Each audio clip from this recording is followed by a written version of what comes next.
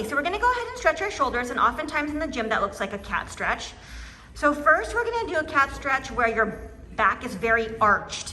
And this is often what we'll see in the gym, and this might be nice for getting some extension in your back, but we're not really stretching our shoulders here. So to get the shoulder stretch, you're gonna scoot back a little bit, your low back is gonna be rounded, and you're opening up at the shoulders themselves.